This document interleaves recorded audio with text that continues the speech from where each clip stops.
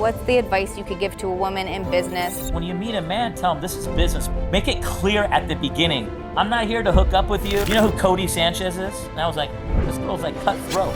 I've always been very ambitious as a kid. I would tell my mom and dad, I'm gonna have a Lamborghini, I'm gonna live in Beverly Hills, I'm gonna live in a mansion. Now, I own a lot of companies, and to become a business owner and make money is not easy. I believed in myself, and I believed in my work ethic. No one's ever gonna frickin' outwork me. I work harder than all my employees times 10. That's just the kind of guy I am. If I would have started 10 years ago, I could have been the Latino Gary Vee right now. The problem is people learn things, and what do they do with it? Nothing. And the most successful entrepreneurs in the world, this is a secret I'm gonna share with you right now. Welcome everyone. Today I am so excited to bring you a very special guest. He is a businessman. He has also started the Growth Talks, which we are here right in his home, the David Rivero. Hey. Hi, how are you? I'm amazing. How are you? I'm happy. I'm happy that you're here. You showed up right before the event, so this is kind of crazy, but it's pretty wild. I love it. Super exciting. I have been to the Growth Talks now. This will be my third Growth Talks. Very nice. And I just want to say again, congratulations on such an empowering event that brings so many people together. So thank you for having me again. And I would love to know, little David, when you were young, what did you really want to be when you grew up? When I wanted to grow up, I wanted to be a professional soccer player. So I used to train every freaking day when I was a little kid, and I would train. My dad would train with me. My brother would train with me. I actually got a scholarship for college. That's how because my parents came from Bolivia, from South America, and they didn't, speak any English. So I didn't really have that good of education growing up. I didn't have those amazing role models, but they were good my dad was really good at soccer. Wow. So that was my dream, to be a professional soccer player. And the funny thing is, after I got my scholarship I went to Cal Poly San Luis Obispo on a soccer scholarship. After that, after I graduated, I went to Bolivia. That's where my parents are from.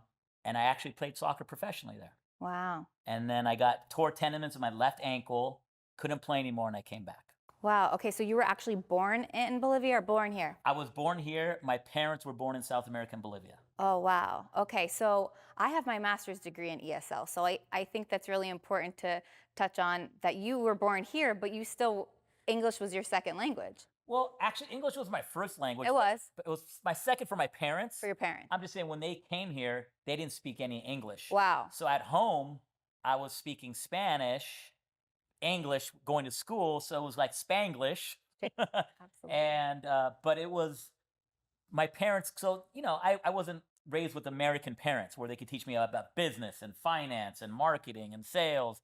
They were just getting by, right? Wow. Like when your parents come here, the jobs they get, right? They're house cleaning, they're mowing lawns, Wow. they're cleaning windows, because they don't speak any English. Amazing. Yeah. Shows such strength for you to push through all of that, and we'll get to that.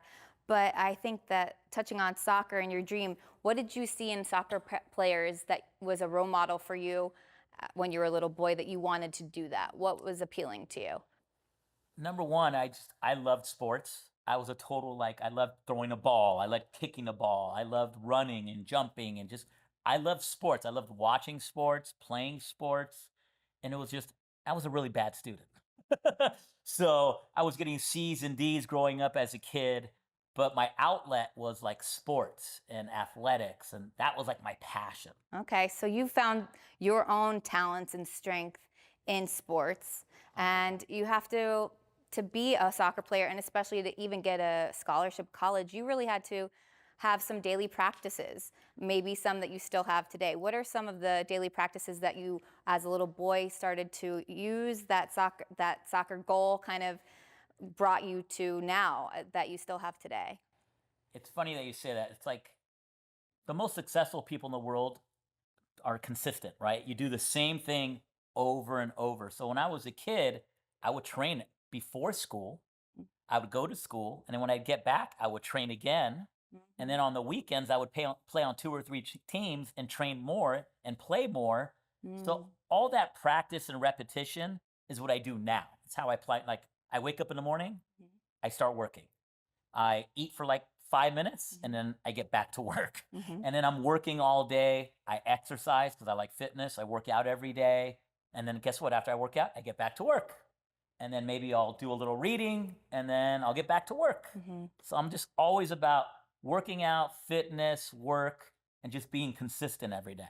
Consistency is key, and I think that's an ongoing theme with all the people that I've spoke with as far as what keeps them going. There's definitely a workout regimen that I've heard, whether it be a DJ or a mom or an influencer or even a businessman like yourself. I think that exercise is important. I know that it helps my brain and get moving and start to work. I know that I work best when I work out in the morning and then I get going. So I love to hear you say that too, because I agree. So, okay, so you get this scholarship. Now, you said you weren't so good at school, but you really loved sports. So you were able to obtain a scholarship, which your parents didn't speak any English. You obtained a scholarship. So I think that all of that really like produced the man that you were becoming. So then I know that you have spoken about some hardships that happened. Yep. So when you flipped from kind of working hard on soccer, and then you kind of, I would say a rebellious stage, would you call it? I don't know. But I know that you spoke about it a few times. So really, like, what I want to focus to the audience here is just that life wasn't exactly easy for you. You put the hard work in, and then you also, went maybe down the wrong road or something. Yeah. Talk us through that and how you were able to get through it. Yeah, so, and like growing up, right? Like I said, my parents didn't really speak any English. My parents didn't have any money. So I wasn't going to like the best schools. I wasn't going to, I didn't have tutors. I couldn't, I had to kind of figure everything out on my own because my parents didn't really speak English, right? So growing up for education-wise was hard for me. Class was hard. It was like, I had buddies that would like, oh, I didn't even study for the test and they got an A. I would have to study for like 2 weeks to get a C. School was really difficult for me. And and to get a scholarship, I didn't even have the grades. They actually had to work some magic for me. Wow. My SAT scores were so bad, but I was a really good soccer player. So they pulled some strings to get me into college, but it wasn't because of grades, right? And that's it. It was like growing up, that was a challenge. And then as I got older, as a businessman, I had challenges too. Like when I graduated from college, I went to South America, got injured playing soccer, came back, and then I got my first job in corporate America as a headhunter. And guess what happened? I got fired. So I got Imagine that. Yeah. So I got fired for my first job at a corporate America, right? And what did I do when I got fired? I went out with my friends to Hollywood, got drunk. Like an idiot, I tried to drive home, and I got pulled over by a cop, got a DUI, went to jail in downtown LA. Oh. By the way, downtown LA jail is not a pretty place. I advise none of you to go. No bueno. Yeah, no bueno, no bueno. So I'm with criminals, I'm with gang members. I feel like the biggest loser in the world. What am I going to tell my parents? I just got fired from my first job. I'm in jail with criminals. This is all just happened to me at the beginning of my career, right?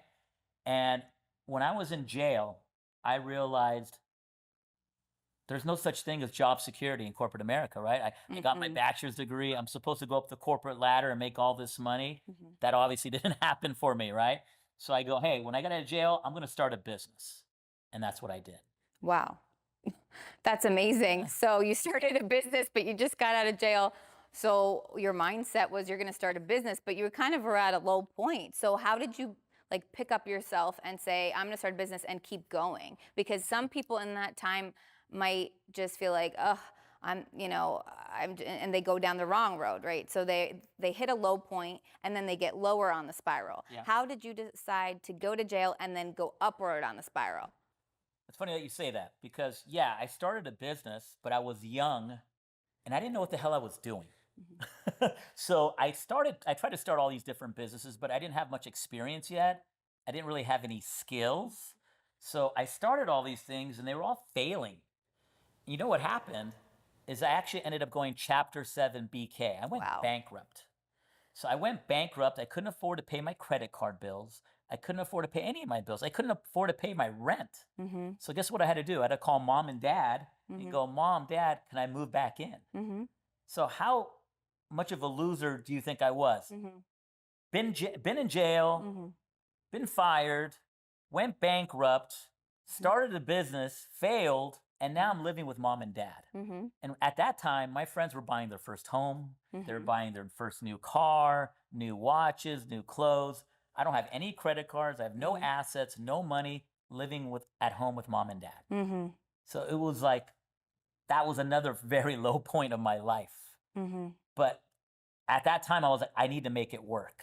Mm-hmm. And my parents, it's funny, I don't know about your parents, but my parents were like, Dave, you got a bachelor's degree, go get a job. Mm-hmm. I'm like, no, I'm going to start a business. Mm-hmm. So my parents didn't even believe in me, Mm-hmm. right? Because they saw that I just went bankrupt. Mm-hmm. So I'm like trying to start a business. And then I met my friend Tony, introducing me to my business partner, Gary McNally. Mm-hmm. I met him. He taught me a little bit about marketing. Wait, so how did you meet him? Oh, okay. So my friend Tony and he introduced me to this network marketing company. MLM was like ACN. Okay. I don't know if you know what an MLM is, network marketing stuff. Okay. I went to these meetings and he's like, hey, I want you to meet Gary McNally, my friend. Mm-hmm. I'm like, okay. So I went to go meet Gary Mm-hmm. and it was great. We met, we hit it off. We became friends. We didn't start business there, but we just became friends. Mm-hmm. And then 2 years later, we became business partners. Wow. And then when we became business partners, that's when everything just blew up. Wow. We just kind of started just murdering it. Okay, so you met your current business partner at a networking event. Yeah. Was that kind of any of the inspiration that you had starting this? And I think we'll come back to that. But Yeah, it's funny you mentioned that. I mentioned it this is our 9th one tonight. Oh, wow. So it's Road Talks 9th edition. Nice. It's 9th one in a row. I do it every month. And it's when, like you said, the inspiration is to provide value and to network. And you might meet that one person tonight or tomorrow that might change your life.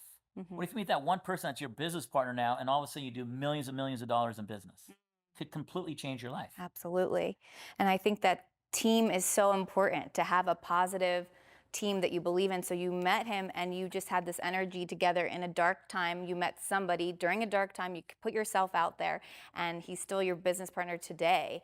So what did you see in him or still see in him that made him such an integral part of your team and that really kept that momentum going? I think in any relationship, right? You don't start with 100% trust, right? We became business partners, but did I trust him 100% out of the gate? Absolutely not. Did he trust me 100%? Absolutely. I mean, when you go on a date with the guy your first time, do you trust him 100%? Not exactly, no. You're hoping I make it home alive. You earn trust, absolutely. Right, you earn trust. You're like, oh, this guy better get me home alive, Yes. right? So in business, it was like same thing. Like we started, hey, let's start this business. Let's see how it goes. And then none of us screwed each other over. No one was robbing money from the bank, stealing money, or doing any shady stuff. He had good core family values. So do I, right? So we both had good core family values. So what are some of those core family values? Not stealing. 101 in business, don't steal and Don't pay your employees. Partners. Yeah, pay your employees. Don't steal. You would think that would be 101, wouldn't you? Yeah. No, but trust is like you build over time, but number one is work ethic, right? If let's say he was lazy, I would lose respect. So if you have a business partner that's lazy, it's never going to work if you think you're doing all the work, right? You're like, wait, I do 90% of the work. He only does 10% and he's making half the money. There's resentment comes. Absolutely. So I think one critical factor to business partnership is if both parties are contributing and they're both working hard, then it's going to work, right? Because you respect what that person's doing. They respect what you're doing. And then it's like, okay, I like this relationship.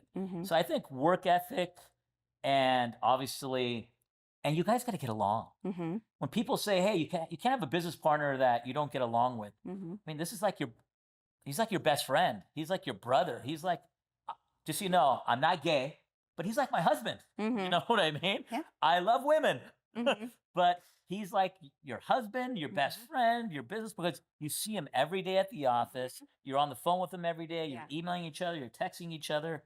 You have to get along with this person. Absolutely. So, like, never do business with someone you don't like. Like, if I meet the guy and I'm like, I just don't like this guy. Like, I don't care how smart he is and how talented he is. If you just don't like the person, it's not going to work. So it's kind of like finding your spouse. Like, the most two important people you're going to choose in your life is your spouse and your business partner. Those are the two most important people that, that are going to determine your future. Let's get back to family values that you said are so important. Okay. I took away that your family values are that you communicate with each other, you both contribute and put in hard work. So hard work and showing up, communication in any relationship, whether it be your business relationship or a personal relationship, any other core values specifically, because when someone says values, it can mean a lot of different things. So I want to know what that core is for you, because obviously your success, a lot of people look up to that. So let's talk about those values a little bit deeper. Yeah. So to go a little deeper, I mean, I build trust by it takes time, right? You gotta prove it to me that you're a good person. You gotta prove it to me that you work hard. One key thing is loyalty. That's one I didn't mention. That's 100% one of my key values is loyalty. And what do I mean by loyalty is this person is not going to jump ship for a better opportunity. This person is not going to jump ship because he can make a little more money somewhere else, right? Me and him, we have an ecosystem of businesses. I own a lot of different businesses, 7-figure businesses, 8-figure businesses, and we own them together, right? And there's many times where I started a business, he's not even involved, but I still make him a percentage owner of the company. Why? Because it's just loyalty. And I've done that with multiple companies. And that's just the kind of guy I am. And he knows that. He's like, wow, this guy's, he doesn't even operate them. He probably doesn't even log into the bank accounts. And he's getting a percentage of that company because of all the loyalty he's been to me all these years. So he deserves it because of that. Wow. That's amazing. And that you are able to reciprocate that loyalty with him is really important. I think that a lot of people are experiencing that they have someone that hasn't been loyal to them. They start to get a bitterness or down on themselves about it. You've been fortunate enough to have this amazing business partner, but if people out there are feeling as though they've been burned or haven't had that loyalty, what can you say to keep true to themselves for those values and to what they should look for in a person, or if they should just stick it through and because you're saying that that stay in the relationship, the business relationship, because that didn't happen overnight. So what do you say to those people that are feeling like they've been burned and they start getting down about that and they're not finding the right person because of that? What advice would you give to them? Yeah, so someone that's kind of like had a breakup, let's say, right? And now they don't trust relationships. They don't trust loyalty, right? And I've had bad breakups in personal relationships, right? I've been very fortunate with business. But me and Gary have brought in other business partners that weren't loyal that we had to get rid of. Okay. So we had a business partner of ours, smart guy, great guy. And we found out that he just was kind of like doing other stuff on the side behind our back. And we're like, why didn't you make us part of that deal? And he's like, oh, I'm just doing this on the side. But he's like kind of doing it undercover. So to me, that I lost trust in that person. There's no loyalty there. So me and my business partner were like, okay, it's not going to work with him. And we said, hey, we kind of like bought him out and said, this isn't going to work. I love that your focus is on the one that has the loyalty, though. Those relationships, you've had them too. You've been burned in business, but you don't focus on that. And I think the focus is exactly where it's supposed to be. It's focusing on the people that you're inspired by, that are loyal to you, and stick by those, and not looking at the relationships that didn't work out or the one that burned you. If you sit in that bitterness, you're not going to, but if you stay focused on the good energy and the people that are growing with you, then you're there. You nailed it. I tell people this all the time because I mentor a lot of people, and I tell them, once something bad happens to you, move on. Literally, I'm over that problem that day. I'm Mm. already moved on and thinking about something else. But when someone, excuse my language, screws me over, steals from me, cheats from me, does something bad, I don't hold any grudges. I honestly don't care. I just move on. I go, I can't trust this person now. I know. I'm moving on another direction. Okay. I literally don't spend longer than a freaking hour thinking about it. Okay. I'm already moved on to the next step. Keep it moving is a good one. And then also, as far as your team is, he's your business partner, but as far as how many companies do you have? Because you have how many employees? So he's one business partner, but then what about the whole team?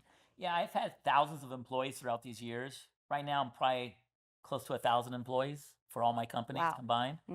And we have employees worldwide. We have employees internationally. We have employees domestically.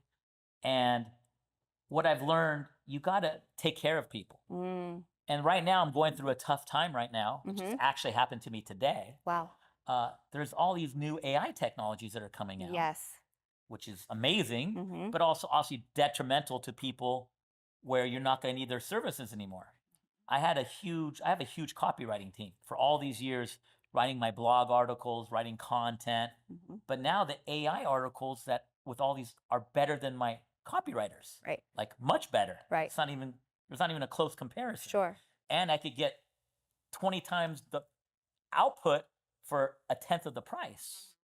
And I had to talk to some of my copywriters today, which was a very awful talk. But I kind of said, hey, you guys, start looking for another job. Because now these tools are here and I don't need like 8 copywriters. Right. I might need 1 or 2, but I don't need 8. And I told them to start looking for a job. I'm going to give them a great reference. I'll give them, I'll sign anything, have your employer call me. I'll make you look like a rock star. But it sucks. I had to have that talk today with people. Right. All right. So with this AI technology that's so helpful in so many ways, but it's also having others have to switch gears and how are you keeping the solid team that you need intact and happy at your companies? Exactly. Pretty much that. Yeah. I use AI, new technologies every day, every week. We've been using AI for the last 2 years, right? We're a very innovative, fast-paced company. I'm like, if I come up with an idea tonight, let's say at this Growth Talks Mastermind Networking event, and all of a sudden I'm like, tomorrow morning, I'm implementing it with my team. It's not, it's got to go up to management. Let's hold on. No, tomorrow I'm like, you guys, we're implementing this. Do this, and let's get it live today, or let's get it live by next week. So we act quick, right? Like, this is a tool we just found. We tested it. It works. And I had to have the talk with those employees. But what I do now with them, I tell them, like I was very blunt with them. I go, you guys, I know copywriting is your career, but it's going to end. AI is taking over when it comes to copywriting, content writing. You need to focus on another skill. You need to learn another skill or you're going to get fired at your next job. So please do something else because other companies like me are going to be just using ChatGPT or Grammarly. There's so many good ones now. So absolutely, and those tools can help us. But when someone wants to work for you, what are the qualities that you're seeing in those people? So building on new skills, so moving with the times, and also getting other education or other training. Are there other qualities or standard operating system that you have in place that's the team that you go with? When we hire people, I don't do any of the hiring really anymore, only unless it's like CFO level, controller level, like super high level, management level. All my other, thousands of employees, I don't hire any of them anymore, but just the high level. And when I tell all my recruiters, my headhunters, my HR departments, I tell them, look, you need someone that's coachable, right? If someone that thinks they know everything, they're probably not going to work out, right? So someone that's coachable, that likes to learn, that's a team player, and you want to hire sharp people. People always say, oh, don't hire someone too smart because then they're going to leave. I don't want to hire people that aren't talented. You know what I mean? I want talented people. And even though if I only have them for a year, at least I had a rock star for a year rather than 3 average people, right? So look for good people, and it's hard to be an owner. So even if they're really good, to become a business owner and make money is not easy. And they might try. I've actually had this happen where I've had some really good people leave me, Mm. and then they think it's better on the other side. The grass is greener, like they say. And then 6 months, a year later, they call me back and they say, "Hey, Dave, do you have any openings?" That happens all the time. And I love when they come back because now they know they got a pretty good job with me. And now they're more appreciative. So I've actually brought in people back and hired them again. Awesome. So to build a good team, they need to be a lifelong learner, Yep. hard worker, Yep. and you do find these people with other hedge hunters, you call them. That's kind of how you find your team. Yeah, like headhunters, I call them recruiters, Okay. right?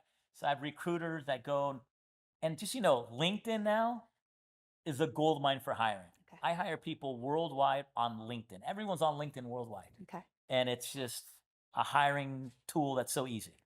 Absolutely. So you find that team and keep putting that teamwork. So that's back to when you were a little boy kicking that soccer ball. Did you really think that when you were a little boy you would live in a house like this? Yes. Yeah.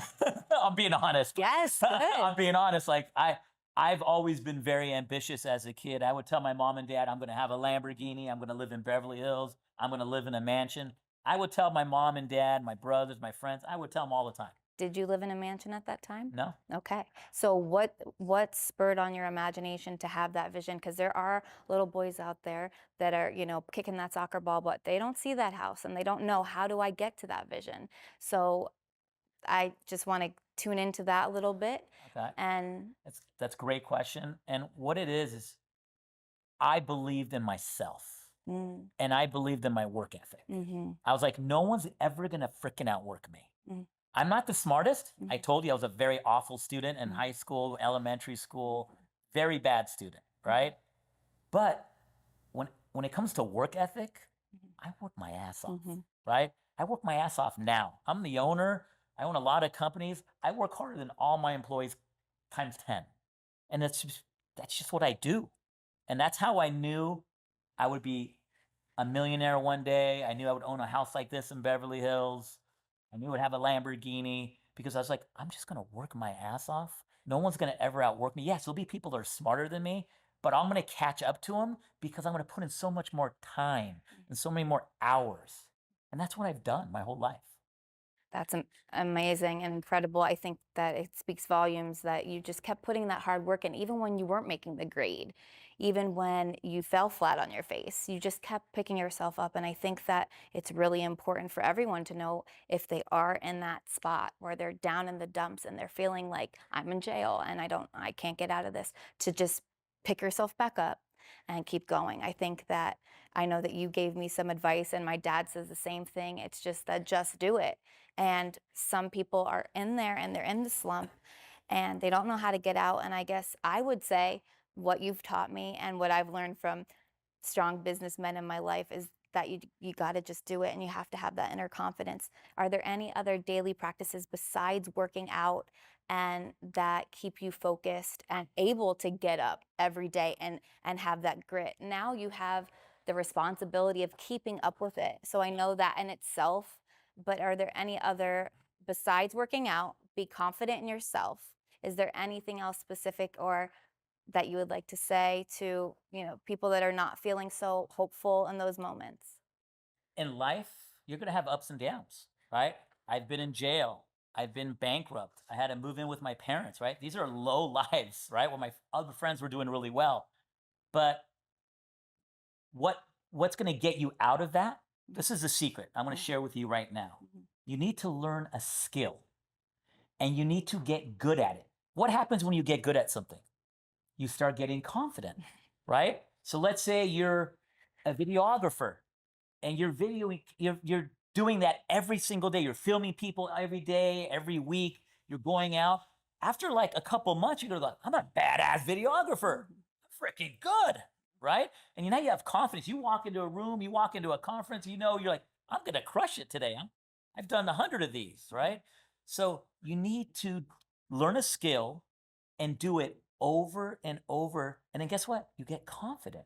You get good. And that's going to give you that confidence to be successful in life, in business, in relationships, in anything in life. That's the secret sauce. I love it. I think that one of the athletes told us practice makes permanent, not practice makes perfect, but just that building that skill.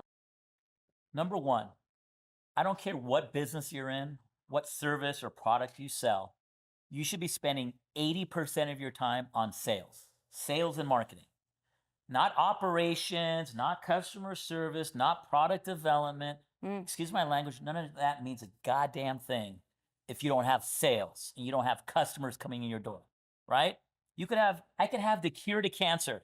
I could cure cancer, I could cure anything. But if I don't have customers, I'm not going to cure anybody. So spend most of your time on sales and marketing. That's one skill. If there's ever one skill that you should learn in life, is sales and marketing. Talking to you right now, I'm selling you how great of a guy I am. I'm just joking, but you know what I'm saying. We're talking, right? We're having a conversation. I got to sell you on my background and my personality and blah, blah, blah, right? I'm constantly, you're going to be selling, you sold me to do the podcast here today. Hey, David, hey, how about we do the podcast before your event? You sold the hell out of me. I'm like, let's do it. So we're always selling, but you got to get really good at that skill in your business, not just in personal, but sales and marketing. Focus on that 80% of the time, and only good things will happen. Okay, so build a great team with good values, hard work ethic, and then put some investment into sales and marketing. What else in general? Are there any specific tips? I know that people are looking to start a business and they don't know where to start. And I know that you've talked, but putting it, you just say put in the work. I guess you would say to go to a growth talks event would be great if you're here in LA. And networking in general, wherever you are in the world, in your town, if there's a networking event, but any other specific tips that you could give to people starting a business or looking to get to your level? One thing, like going to networking events are amazing. Why? Because you meet other successful people, like-minded people that want to learn, that want to network. You might learn something from them. You might meet your next business partner.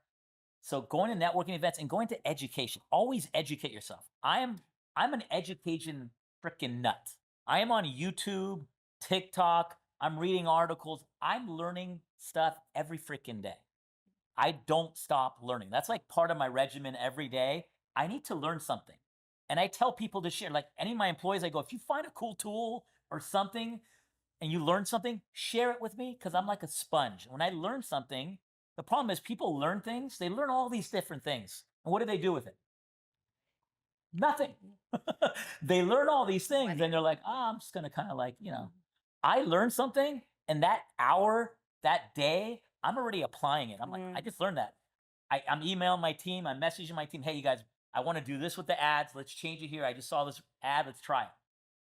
I think that's a great That's point. what you got to do. At the networking events, it's not just you're going to a party, you're going to network, right? So let's touch on that. What is the best way to take that connection and actually follow through with it in your eyes, rather than just, drink a free drink and get in your car and go to jail? What would you say? We're going to focus. Yeah, so like tonight, it's a great example, right? There's going to be some millionaires here. I know I have a couple of my business partners coming. They're multimillionaires. I have a lot of other clients coming that are, there's going to be a lot of millionaires here tonight. And people that want to do business, they're here. They're like, David, I had 2 people message me today. Do you know some people I could do business with when I get there? Like, these people are coming with that mindset, like, to do deals, right? And if you meet someone here tonight, you need to follow up, right? People don't follow up. They'll get a number, they'll get someone's Instagram, and they won't follow up with the person. And when you're talking to the person, you need to follow up right away, not like a week later, 10 days later. I went to an AI, it's called AI Vibes. I went to this conference on Wednesday nights, right? Thursday, the next day, I had 2 conference calls with my team, and we already integrated one software, and we're integrating the other one on Monday. 2 calls set up the next day with my CMO and my tech guy. We integrated, we're live. That was within 24 hours. When the guy called me, he's like, Dave, you move quick. I go, dude, I move like lightning. That's how I move. And the most successful entrepreneurs in the world are the people that act and just do things quickly. Speed is probably more important than anything. You could be, excuse my language, you could be dumb as hell. You could be, I'm not the smartest guy on the planet, but I act fast and I act. And that's what you need to do. Wonderful. I think that's great. There's definitely opportunities that I think people have said, oh, I don't know what to do. You're just saying act. Like if you don't know what to do, just follow up. It doesn't really matter if you don't have everything in place or everything's perfect. It's okay. Just follow up with that connection. Yeah, like well, I own a lot of companies, right? There's not one business I own right now where I launched it when everything was perfect. Oh, I had the perfect CRM. I had the perfect website. I had the perfect customer service team, back-end developers, accounting. Hell no. I've launched businesses with no employees just to launch and see if it works. And I'm like, oh, it works. I need to start hiring people. Right. I mean, I've launched businesses like that where no employees, let's just throw some ads at it. Shit, this thing works. Right. I gotta get that product from China like tomorrow. Man, you fly it in, let's get it. You know, I didn't even have a product in stock and I started marketing. I mean, that's how like taking action, taking like not having everything in place and just going for it and seeing what happens. Right. I think that you have 1,000 employees, so that's amazing.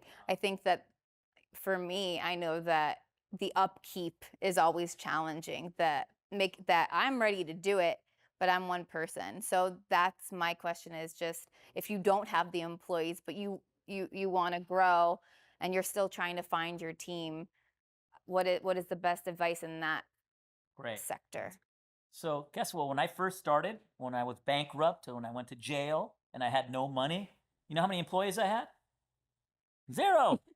You know my employees? It was me. I was the customer service. I was the marketing. I was sales. I was accounting. I was tech.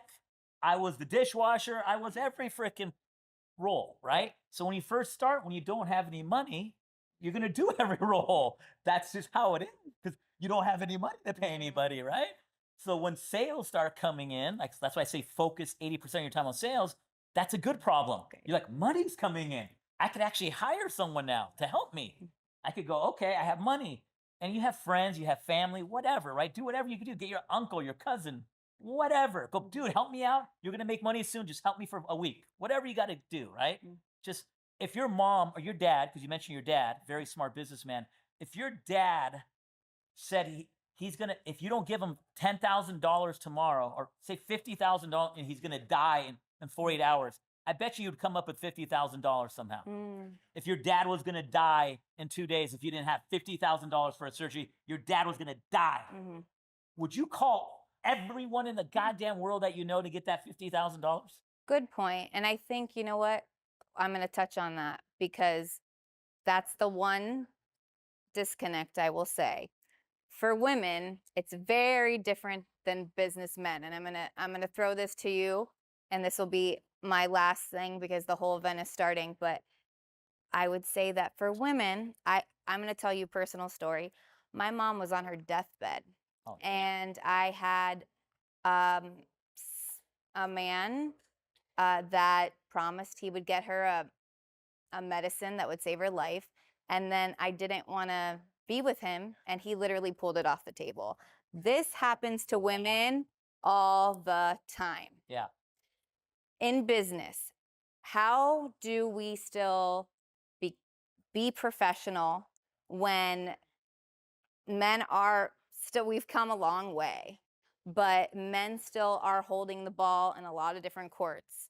And we want to be a professional businesswoman, and we want to take a business meeting, and we have laid out our business plan.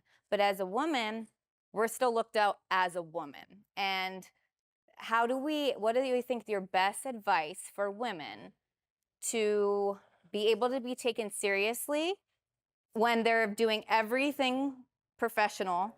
What's the advice you could give to a woman in business trying to approach that with a man? Great topic. I mean, times have changed, right? I would say 20 years ago, it was really bad, right? But now women are CEOs, are some of the richest women. And you got Oprah, you got all these women that are just billionaires and worth tons of money, right? So times have changed now.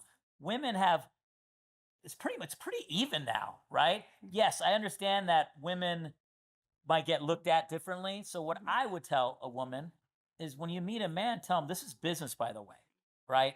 Like make it clear at the beginning. I'm not here to hook up with you. I'm here to talk business. If you're interested in business, then let's talk. If you're trying to go on a date with me, then I'm not really interested. I have a boyfriend or I'm married, So you just kind of be, girls do that to me, right? They're like, by the way, David, I'm married. I'm like, great. I'm trying to do business with you. I'm not trying to, that's good. And if a guy wants to do business, if he's asking you business questions, if he's asking you, hey, do you like going to Nobu? Do you like going to the beach? Do you like going out to dinners? I mean, you got to have some common sense, right? The guy's trying to take you on a date. But if he's about numbers and business, hey, can you refer me that client for business? Hey, let's set up a meeting with my tech guy, with your tech, and they could do a Zoom call. Then it's business, right? But if the guy's asking like, hey, you want to go have some drinks? You want to go have dinner? I mean, that's where women have to use their common sense and know this guy's not in it for business. He's in it because he wants to take you out on a date. So that's when you got to put your foot down. Do you know who Codie Sanchez is? I've heard the name. Okay, so Codie Sanchez is huge, right? She's huge now, and she was at a conference called the Driven Conference 2 weeks ago. I met her. This woman is just blowing up, but she's all business. Like when I met her, she was like, hey, how you doing? Nice to meet you. And then right when we started talking, it was just right to business. There was no like dinners, Nobu, talking about anything like that. It was just, and I was like, this girl's like cutthroat. So, and if you're super sharp and you're super successful and articulate, a guy's going to see it right away. Trust me. You just got to like, it's the same with me, right? I know if a girl's into me for my money or if a girl's into me because I'm a nice guy, it's very easy to weed them out. Like you could just tell by, oh, do you want to go on a trip? Let's go to, let's go to Europe or, then I'm like, okay, this girl just wants a freaking free vacation, right? So I weed those out too, just like a woman needs to weed out the men. Okay, so keep your eyes open, listen to the signs, and be professional yourself, and kind of follow those connections, just like you said. Put in the work, but keep your eyes open. Be there for professional, if you're there for professional outing. And then anything else that you would want to say? Is there anything that we haven't said that you would say is something to look out for, or your best business advice in general? Best business advice, just, like you said earlier, the Nike brand, right? Just do it. That's why they're a $1 billion company, right? Because everyone can relate to that. And it's such great marketing. And that's what life's all about. This event, I started 9 months ago. I woke up one day, I go, I'm just going to start a mastermind networking event. Screw it. If I get 100 people or I get 10 people, let's see what happens. And that's what happened, right? And now every month it grows. I have 150 people coming tonight. It's sold out. I sold out today. Wow. So we sold out the last 5 months in a row. So every month it's selling out. I'm very happy, but you just got to do it. Put in the work. And we're all scared, right?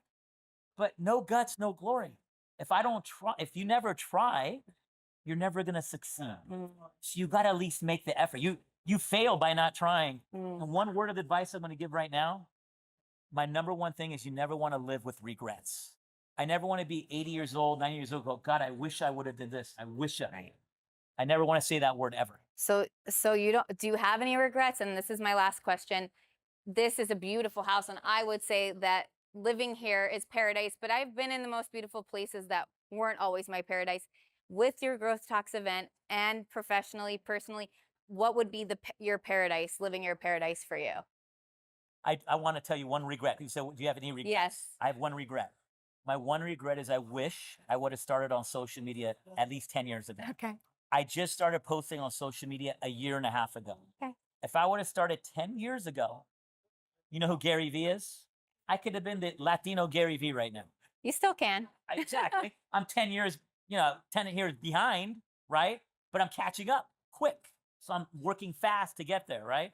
But that's my one regret. If you're not on social media, you should be on it. Why? Because you're going to build your personal brand. You're going to build relationships. And you're going to grow 10 times faster.